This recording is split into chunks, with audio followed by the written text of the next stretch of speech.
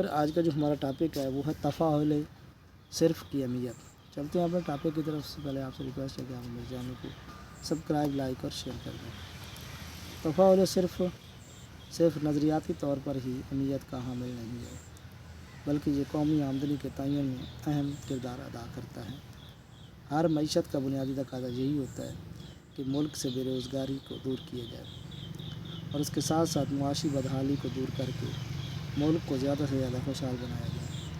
اس مقصد کو حاصل کرنے کے لیے بنیادی طور پر بامقصد منصوبہ بندی کی ضرورت ہوتی ہے۔ اس منصوبہ بندی کی تکمیل میں تفاعل صرف اہم کردار ادا کرتا ہے۔ ہم قومی آمدنی کے تعین میں تفاعل صرف کی اہمیت کا جائزہ درج ذیل سطور میں لیتے ہیں۔ کلی معاشیات کی وضاحت۔ لارڈ کینز نے تفاعل صرف کے مفہوم کو کلی معاشیات میں روشناس کرا کے اہم کردار ادا کیا ہے، کیونکہ کلی معاشیات کا مفہوم اس کی بدولت زیادہ واضح ہو جاتا ہے۔ تفاعل صرف سے ہمیں پتہ چلتا ہے کہ کس طرح سرمایہ کاری میں تبدیلی واقع ہوئی۔ یہ تصور کلی معاشیات میں اس قدر اہمیت کا حامل ہے جس طرح صنعت کے لیے طلب اور رسد کا باہمی تعلق ضروری ہے۔ ضارب کی قدر۔ تفاعل صرف کی بدولت ضارب کی اصطلاح کی اہمیت بھی واضح ہو جاتی ہے۔ ضارب کا تصور بھی ڈاکٹر کینز نے کلی معاشیات سے روشناس کرایا، لہٰذا اس کا براہ راست تعلق مختملان صرف سے ہوتا ہے۔ جس قدر مختملان صرف کی قدر زیادہ ہوگی، اسی قدر ضارب کی قوت بھی زیادہ ہوگی۔ اس کے برعکس جس قدر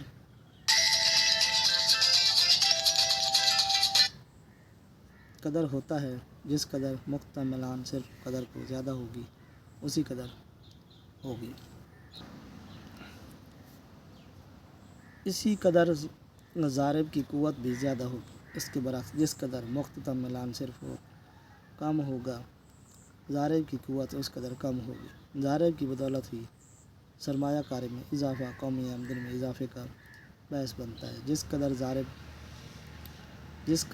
ضارب کی قوت زیادہ ہوگی، اتنا ہی قومی آمدنی میں اضافہ زیادہ ہوگا۔ سے کے قانون کی نفی۔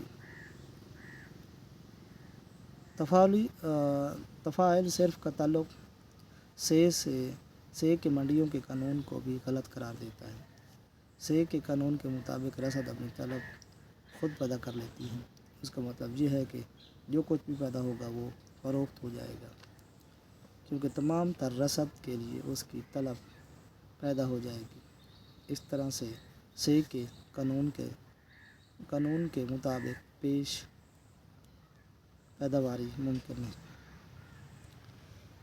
حالانکہ تفاعل صرف نے اس قانون کو غلط قرار دیا ہے، کیونکہ مختملان صرف اکائی سے کم ہوتا ہے، اس لیے جس قدر چیزیں بنتی ہیں اس قدر فروخت نہیں ہوتی، لہٰذا ملک کی ساری قومی آمدنی خرچ نہیں ہوتی، بلکہ صرف دولت آمدنی کی نسبت کم رہ جاتی ہے۔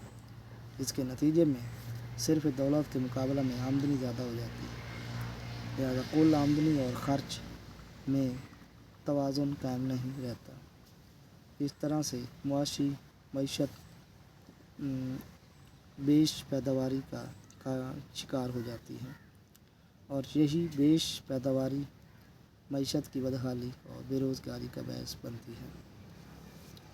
سرمایہ کاری کی اہمیت۔ تفاعل صرف کا تصور قومی آمدنی کے تغیر میں سرمایہ کاری کی اہمیت کو بھی واضح طور پر بیان کرتا ہے۔